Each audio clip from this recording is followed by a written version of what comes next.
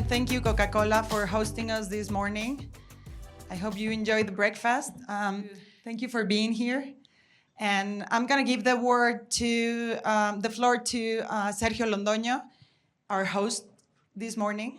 Thank you very much, and welcome to Coca-Cola Mexico.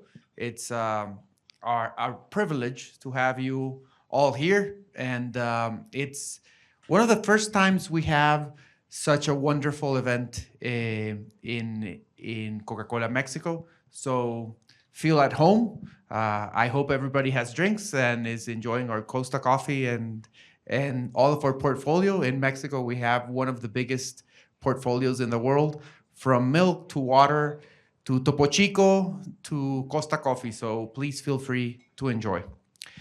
Just over 3 years ago, I joined Coca-Cola, and I had previously the honor of serving as a public official in Colombia.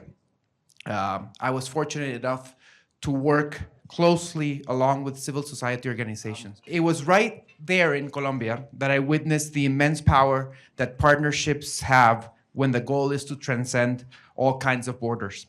More than ever before, today we must remember that our challenges are in fact shared. As the head of public affairs, communications, and sustainability team for Coca-Cola Latin America, I stand assured that collaboration is the true catalyst for socioeconomic development of communities and their surroundings.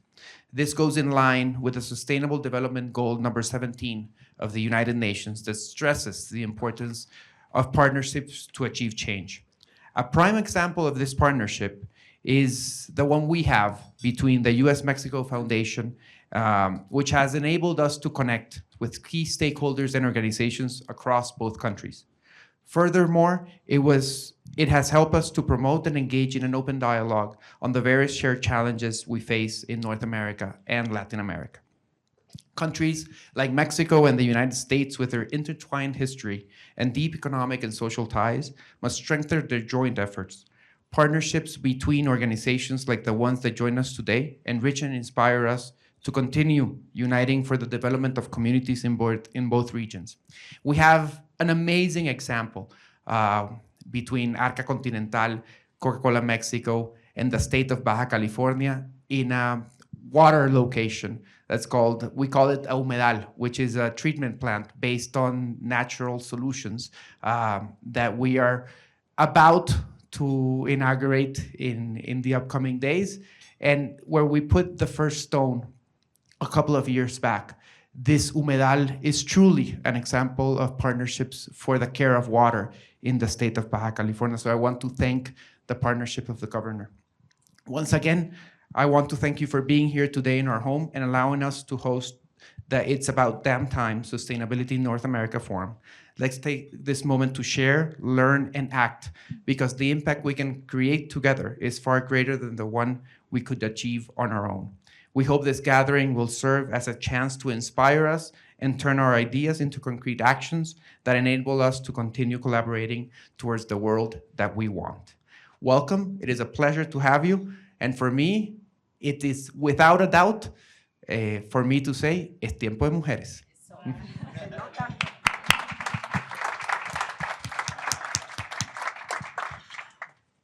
Thank you, Sergio, and thank you, everyone, again. So I'll start with Governor Ávila.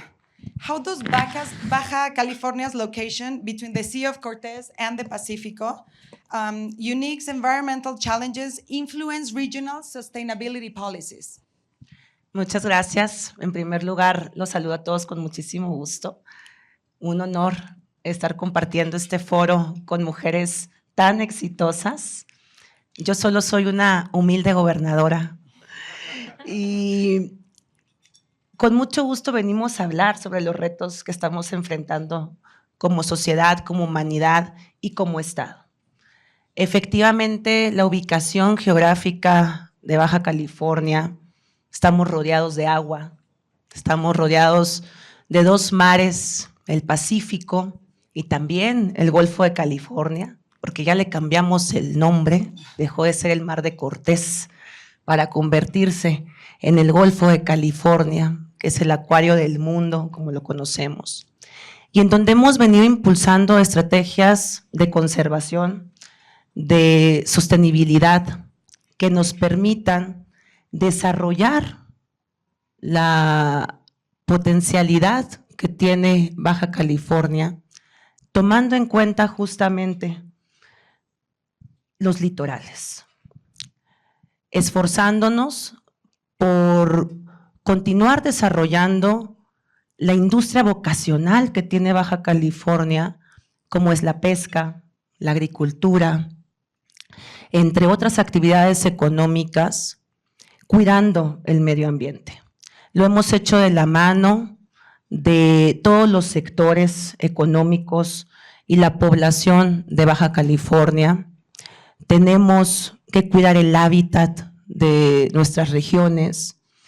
Creamos en toda lo que son los litorales de la península de Baja California, junto con los gobernadores de Baja California Sur, de Sonora, de Sinaloa y de Nayarit, una comisión especial a la que hemos denominado la Comisión del Golfo de California, en la cual nos reunimos los gobernadores de esta región tan importante para seguir revisando las políticas que nos permitan desarrollar a nuestras entidades, porque compartimos las mismas regiones. Estamos focalizándonos en detonar estas actividades tan importantes para nuestro estado con una nueva política de sostenibilidad. La ubicación que tenemos es una ubicación privilegiada que nos ha convertido y nos ha puesto en el ojo de las empresas globales para invertir en nuestro estado. Y hoy en día estas empresas, en su gran mayoría, están también comprometidas con dos enfoques, ¿no? El enfoque de la responsabilidad social y de la responsabilidad ambiental. Y eso nos ha permitido tener un mayor desarrollo al que hemos denominado, y ya lo dijo nuestra presidenta de la República, la doctora Claudia Sheinbaum, prosperidad compartida, ¿no? Cuidando, como ella lo dijo, la economía circular, el que podamos trabajar en esta nueva forma, en este nuevo sistema económico que nos permita aprovechar al máximo nuestros recursos naturales y cuidar nuestro medio ambiente. Tenemos grandes retos en esta materia, pero al mismo tiempo tenemos grandes oportunidades. Somos frontera con California y con Arizona, dos de los estados más importantes de Estados Unidos, en donde además han impulsado una política energética que nos obliga como entidad a sumarnos a estas acciones. Entre las energías limpias y amigables, renovables, y además las condiciones climáticas de Baja California, como es justamente la rumorosa, que tiene condiciones sumamente amigables para el tema de la energía eólica, ¿no? Las energías solares. Entonces, hemos venido caminando en una política que nos ha permitido desarrollar toda esta industria tecnológica, amigable con el medio ambiente, amigable con nuestros litorales y también donde estamos pensando en un nuevo tipo de desarrollo que vaya encaminado con bienestar para nuestra población y para nuestro estado. Gracias. Thank you, Governor. I like the way you think. I like to think also that we are the first generation in thinking or of in being sustainable, instead of thinking that we are the first generation like that it's doomed because we are not going to enjoy the planet as we used to. So I like your approach, and you're right. You have like California just in the north, and California has been one of the pioneers in the world in terms of policies that that supports and the environment and the sustainability. I mean, I remember like 20 years ago when California had this change in the composition of gasolines, when it used to be very polluted. And I think it was an example for the rest of the world as well. And I want to ask you, Fernanda, also, what the Schwarzenegger Institute, it's also a leader in policies and initiatives and innovation for the environment. And how are you collaborating with the state of of Baja California, and how do you take these policies or initiatives to the rest of the world? Thank you. Hi, everyone. My name is Francisca. I'm one of the last minute additions, but nonetheless, I just want to say I'm so honored to be on a panel with such remarkable women. Truly inspired. Thank you, first of all, to the North Capitol Forum, to Cynthia, to the U.S.-Mexico Foundation, of course, to Coca-Cola for hosting us. It's been a great partnership over the last few years, so I just wanted to say that first and foremost. Thank you, Carolina, too, for the question. I think, so the Schwarzenegger Institute, for those that have not heard of it, and I'm sure that's most of you, we are Arnold Schwarzenegger's public policy think tank. So when office, he really wanted to have a platform to continue working in the areas that he most enjoys or that he was most focused on. So our three pillars are political reform, climate and the environment, and after-school education. So I'm tasked with leading the climate and environmental portfolio, and so that's what brings me here on this panel with these wonderful women. But one of the initiatives or one of the ideas that Arnold had when he left office is, look, California has been a pioneer in creating ambitious climate policies. The rest of the world, other states don't have to recreate the wheel. I understand that California's climate policies can't, directly be adapted in every region and every country, but there's a lot of best practices that we can share, and not just on, best practices and lessons learned, but also what we could have done better. So part of the reason why I reached out to the U.S.-Mexico Foundation and what brings us here is that I felt like our initiatives were maybe too California, maybe too U.S. focused, maybe too Euro focused. And if we're talking about air pollution, air pollution knows no borders. If California does everything right, if Arizona does everything right, if Baja California does everything right, but our neighbors don't, we're not making a dent on air pollution and climate change. And so one of the initiatives that we have at the Schwarzenegger Institute is called Terminating Air Pollution. And so, obviously a play on his mimics, but he always talks about he didn't recreate the bicep curl, right, when he started bodybuilding. He made it work for him. And so if there's a way that we can share our climate policies, whether it be starting from the Global Warming Solutions Act in 2006 that created this market for innovation and gave businesses the certainty to come to the state, whether it be our renewable portfolio standards, whether it be our 100% clean energy goals, we want to serve as a resource for other subnationals, for other states in the country, but also for other countries and other states elsewhere that could learn from our ideas. So, all that to say is that we're here. We're here to be a resource, and if there's any way that we can help your subnational governments, your organizations create ambitious climate policies, we're more than happy to do so. Thank you. Thank you, Francisca.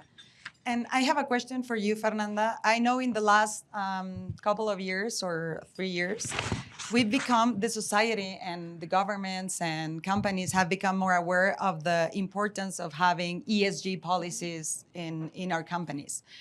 But what has been the biggest challenge for you when trying to adopt it inside your company, inside 3M?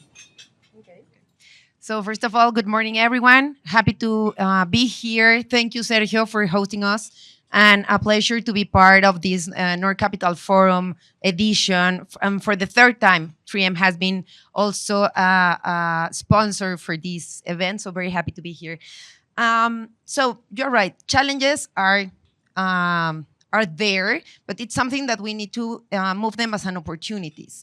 And one of the things that we believe at 3M is that sustainability is not just an add-on, it's something that is intrinsic in our DNA. And it's something that is not something that just came as a new word to speak. It is a way of living, it's a culture, and it's something that we believe on. So our sustainability framework has three main pillars. So science, we are a scientific company, right? So science will be always above and in front of everything. So it's science in benefit of the climate change, science in order to improve and embedded circular economy, and science for our communities. So the communities where we operate and the communities that we serve are one of our biggest stakeholders. So that's why it's part of our sustainability framework. So in terms of challenges, when you talk about a company like us, that we have been in Mexico 78 years, around the world, more than 120 years.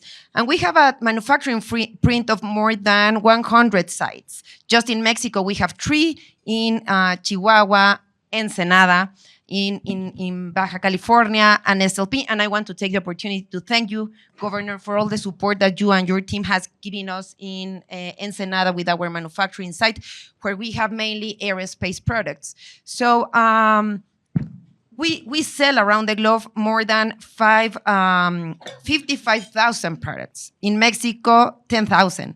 So imagine the complexity when you're talking about this complex footprint with so many products in our portfolio.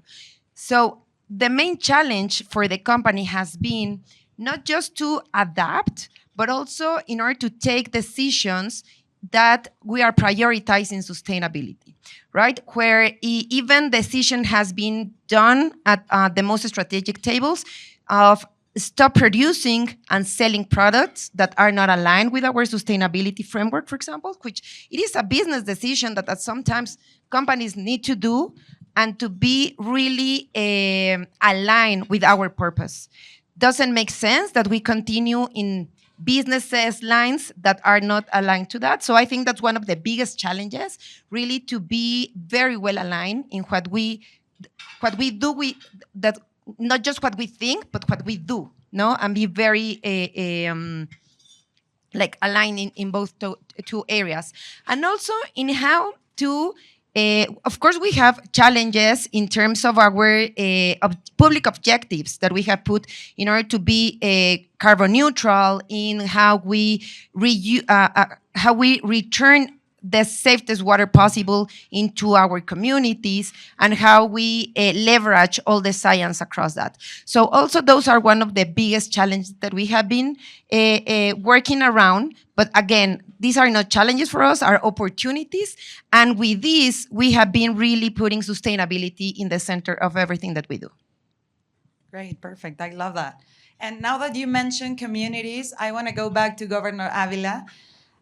How are you engaging local communities in the state's efforts on sustainability? And do they understand the role they play, or how are you doing? Because it's very hard to create awareness, right? And it's very hard to explain something that you are not living yet, or something that is going to come in the future.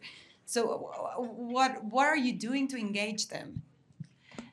Por supuesto que es muy importante el que podamos seguir involucrando a toda la sociedad en este nuevo modelo, ¿no? En esta nueva visión en la cual tenemos que dejar de pensar en producir más para vender más, sino en producir para resolver, en producir para mejorar. Y en este sentido es que hemos buscado siempre involucrar a todos los sectores. En Baja California debo de decir que somos un estado muy progresista, somos un estado en el cual vemos a una sociedad muy activa en estos temas. Hoy en día sabemos que el mundo se está moviendo hacia esta nueva agenda de sostenibilidad. Y en ese sentido, ciertamente creo y pudiera decirse que hace algunos años existían resistencias.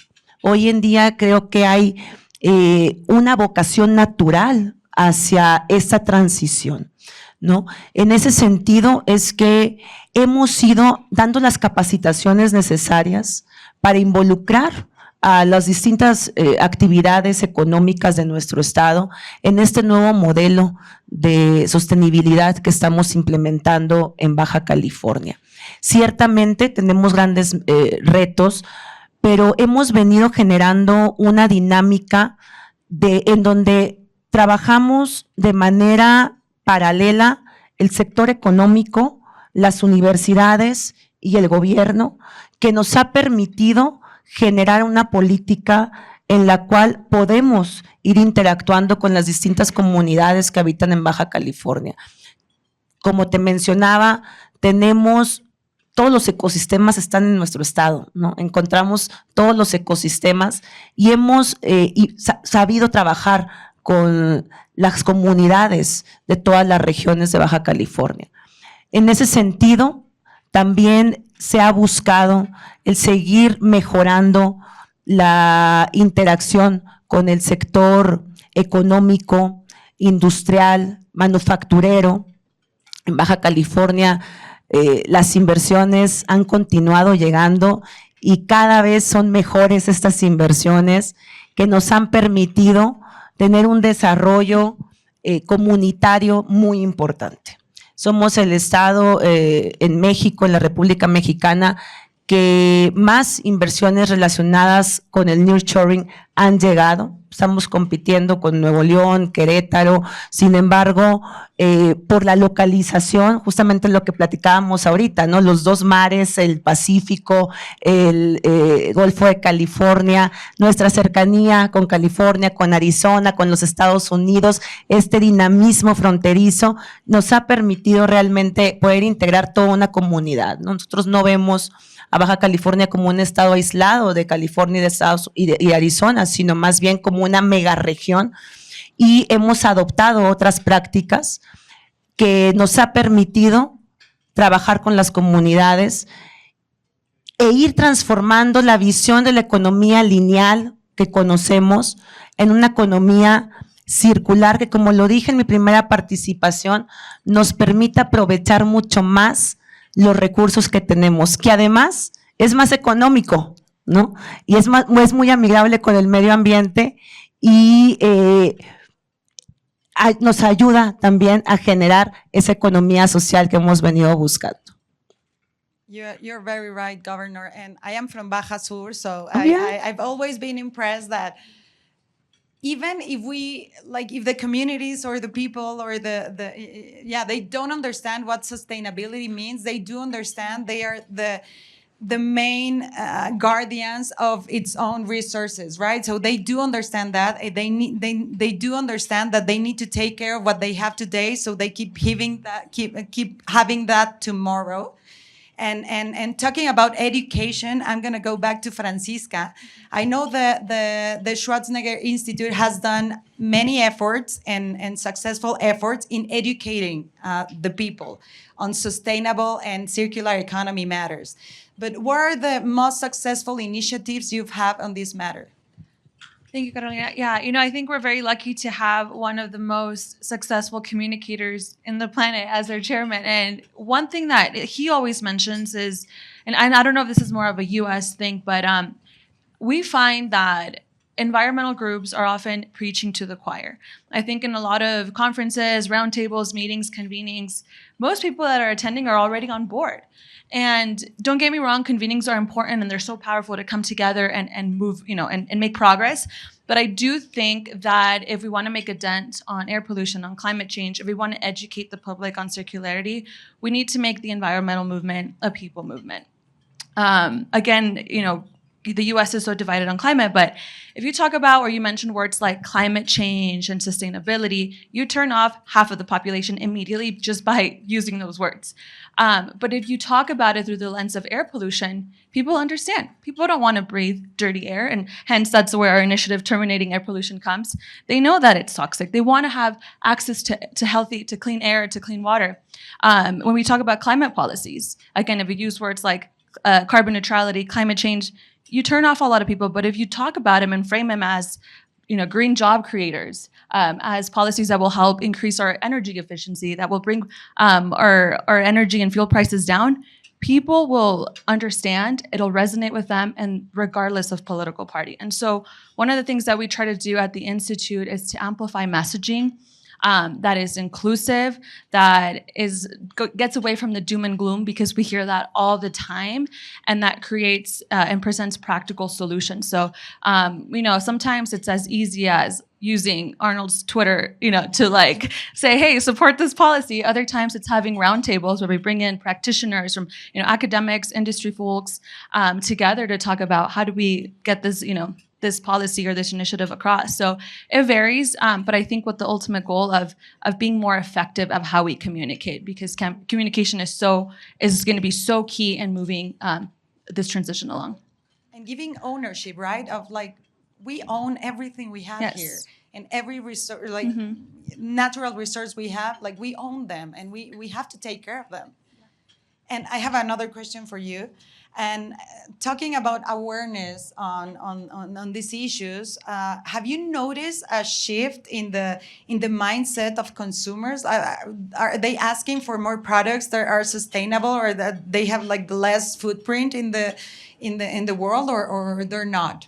No, absolutely. And as you mentioned it at the beginning of our conversation, I think now we are the generation that it's making that shift, right? So, one of our business groups, it's a consumer group, right? So we're with iconic brands that you may remember, like Scotch-Brite, Post-it, and so many others. So absolutely the answer is yes. And I do believe, and at 3M we believe, that we need to be leaders in terms of changing our responsibility in our products. So 3M, it is a science, again, a science company with a big expertise in material science. So one of the biggest priorities that our R&D labs across the world has right now is to make sure that every product that goes into the market has a sustainability framework behind. And that has not just like the marketing, but really the intention and the purpose of being sustainable. And one of the biggest examples that I can share, it actually is in our consumer business group, where now all the new products that we are launching, they are sustainable. For example, the new Scotch tape, it's 100% sustainable. Post-it notes are now done with recycled paper.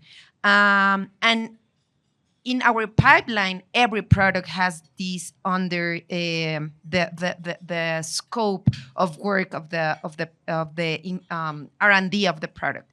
So we do believe that as leaders, not just 3M, but many companies, if we are not putting the right products in the market that has sustainability at the top of the claim of the product, those products will be totally out of the market. So it's something that we are prioritizing as one of the biggest strategies that we have to make sure that all our products are sustainable. Also, in our consumer business group, we have already achieved to reduce the 50% of plastics in our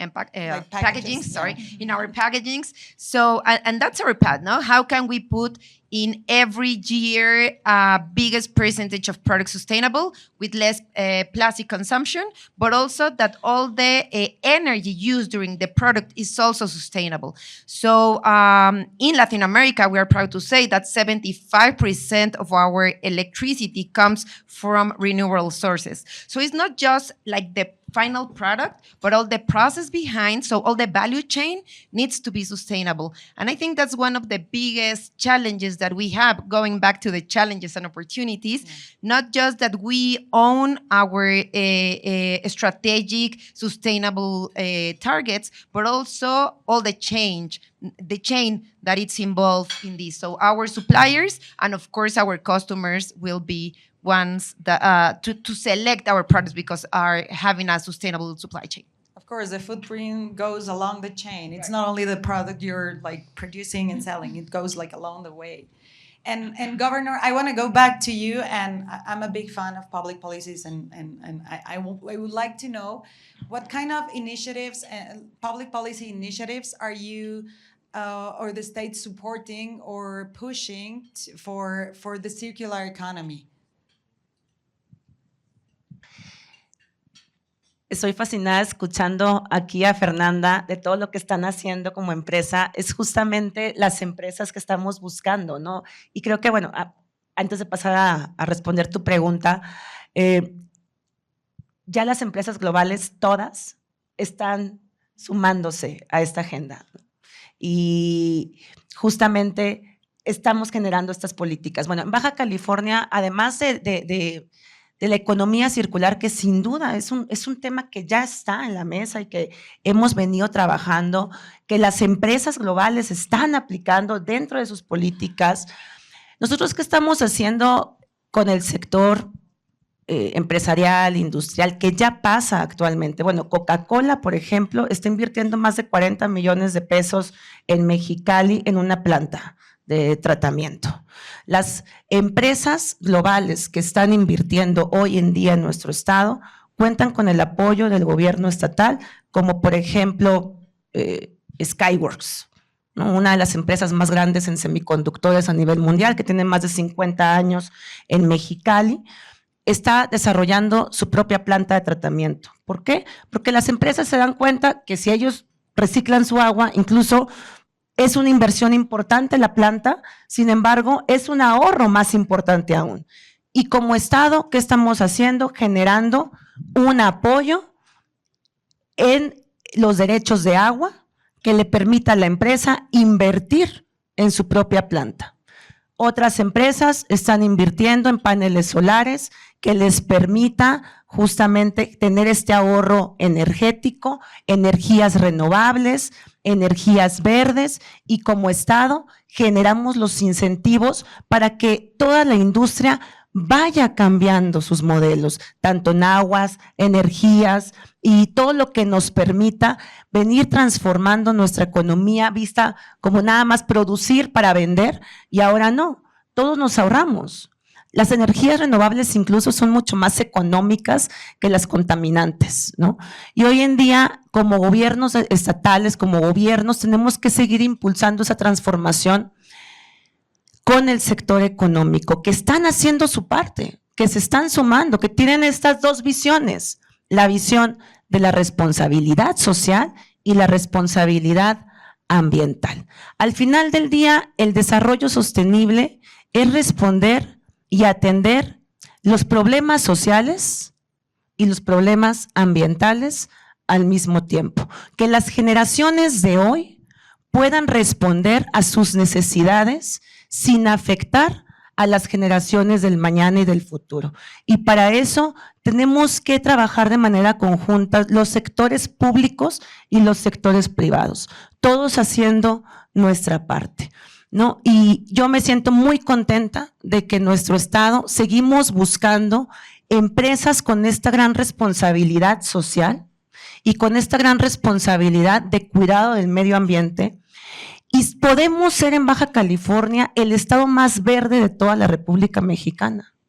Si nos sumamos a las políticas que se vienen aplicando en la dinámica fronteriza, en la dinámica energética, en el desarrollo de las energías renovables, el gas natural, del hidrógeno, las capacidades geográficas y tecnológicas que tenemos en Baja California nos ponen en como un referente en Norteamérica para poder trabajar en energías renovables, en desarrollo de proyectos en materia de agua. Hoy estamos rodeados de agua. ¿Cómo es posible que en Baja California nada más tengamos una fuente que sea el río Colorado, ¿no? Entonces, trabajemos en estas plantas, trabajemos en estos proyectos que nos permitan poder brindarle a la población cubrir sus necesidades más importantes mediante políticas de sustentabilidad y sostenibilidad que generen ese bienestar que estamos buscando para toda la población. I think you're touching a very important point, is collaboration, right?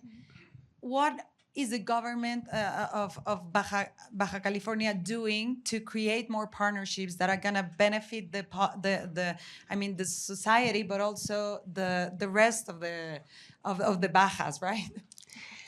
Pues mira, la verdad es que la cooperación es fundamental. Ayer justamente tuvimos una reunión con el gobernador Newsom de California, con la finalidad de seguir trabajando de manera conjunta. Como yo te comentaba, nosotros no vemos a Baja California como un estado aislado de toda esta megaregión fronteriza. En esta región de California, Arizona, Baja California Sur, de donde tú sabes ese dinamismo que existe, ¿no? Por eso la cooperación se vuelve tan importante. Y hoy en día los gobiernos no pueden trabajar solos, requieren forzosamente de la colaboración de la iniciativa privada para todos los proyectos. El desarrollo de los proyectos hoy en día no los puedes ver de manera aislada, sin la colaboración, como decíamos, de las empresas que buscan invertir en nuestros estados, invertir en nuestro país. A lo mejor me salgo un poquito del tema, pero hoy Baja California es el principal socio comercial de Estados Unidos. México es el principal socio comercial de Estados Unidos y Baja California contribuye mucho a esos, a este crecimiento económico que ha tenido nuestro país, y el que seamos un estado fronterizo, pues nos convierte en todavía más atractivo para ese tipo de desarrollos y de proyectos que se han venido generando en nuestro estado. La cooperación con la industria, con el sector manufacturero, con el sector económico, sin duda va a ser fundamental para el desarrollo de grandes proyectos. El que podamos trabajar como empresas que hoy en día tienen estas políticas, todas ya prácticamente las empresas globales forzosamente tienen que tener este tipo de iniciativas, este tipo de políticas, y como gobiernos tenemos que buscar siempre el facilitar este tipo de desarrollos e involucrar también, parte muy importante, a la sociedad y a las comunidades y a las regiones que se encuentran, sobre todo a los más desprotegidos. Thank you so much. And I want to welcome Julián Escutia. He's the director of Sea Shepherd Mexico. He's going to be a speaker today as well. You want to come over, Julián? I'm going to stand up and I'm going to give you my seat. So I guess we'll allow a man on the panel. if you would like to explain a little bit what you do, what Sea Shepherd does, because for all of you who doesn't know him very well. Thanks very much for the kind invitation to the U.S.-Mexico Foundation. Gobernadora, muy buenos días. Gracias por tenerme en este panel tan relevante. So, Sea Shepherd is a global non-profit organization that has been around for over 40 years. We do direct action in conservation and protection of endangered wildlife, marine wildlife. And we are very proud to be in Mexico for over 10 years. The governor was talking about collaboration, and that's exactly what we do. As I said, we have been in the upper Gulf of California for over 10 years now, protecting the Vaquita Marina. We are one of the few NGOs and groups that are protecting this endemic animal of Mexico. There are still vaquitas marinas. There is hope.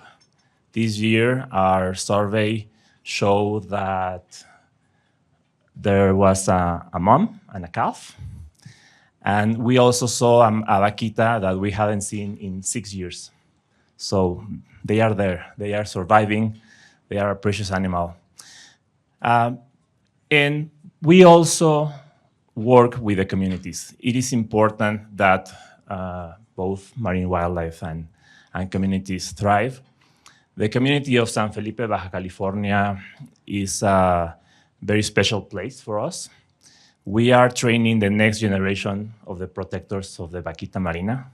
It's a group of 20 young people, locals, that are coming into our ships, our vessels, and with the work of the state government and the federal government, we are doing great strides to protect also Totoaba, which is another huge issue. And so we are in the upper Gulf of California for 10 years, and now we are doing new campaigns in the Gulf of Mexico. Just a week ago, the federal government established a new natural protected area, 4 million hectares. It's called Bajos del Sur Campeche, and it is becoming a biological corridor that touches Arrecife Alacranes, Scorpion Reef, and Bajos del Norte of the coast of Yucatan. So in total, it's basically like 6 million hectares of the most pristine areas of the Gulf of Mexico. Actually, Arrecife Alacranes is the second largest reef in the Gulf of Mexico. So this also touches communities in the US because the Gulf of Mexico is a whole ecosystem. So we are there now as well. And we also do scientific research and work in Revillagigedo and Isla Guadalupe. How many vaquitas are left? Because that's the big question always, right? Yes. So it's important to say that they are very difficult to see. Yeah, I know. So almost every year with a group of scientists from North America, actually, not Canada, Mexico, and the US, they come on our vessel for 1 month, every day, from 4 a.m. in the morning to 5 p.m. in the afternoon, with the highest and top technology. We use acoustic devices, we use special binoculars. This year we started with environmental DNA to look for the vaquita. And what they saw is between 6 and 8, but that's what they saw. Yeah, okay. That doesn't mean that only 6 or 8 are left. And as I said, there's hope because we saw a vaquita that we hadn't seen in 6 years. So she was somewhere in the upper Gulf. And we saw last year and this year, mom and calf. So there is hope. And a lot of people ask me, what happens if the vaquita goes extinct?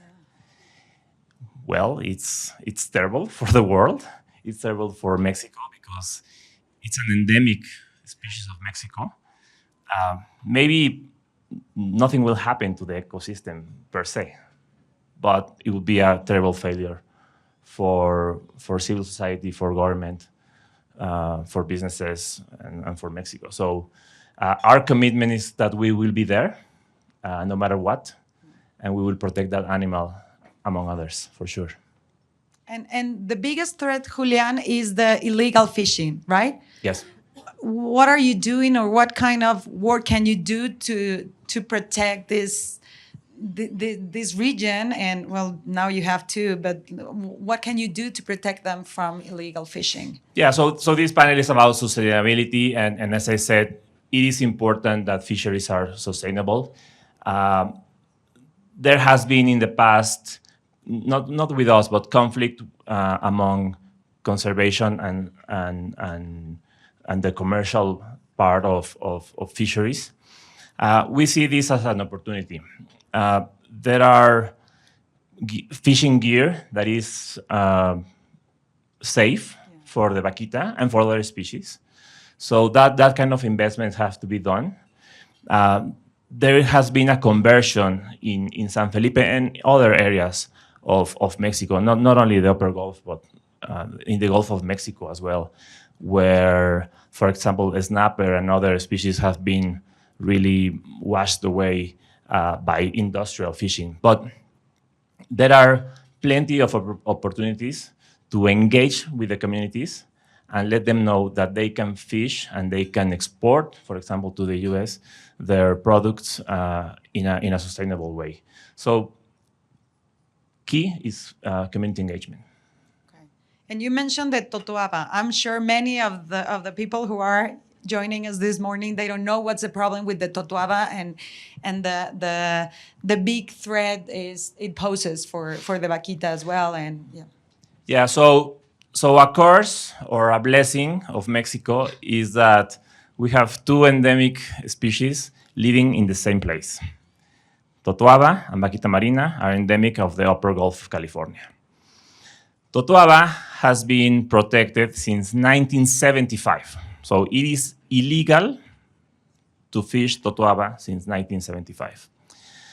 The issue is that the swim bladder of the totoaba is highly demanded in some countries of Asia.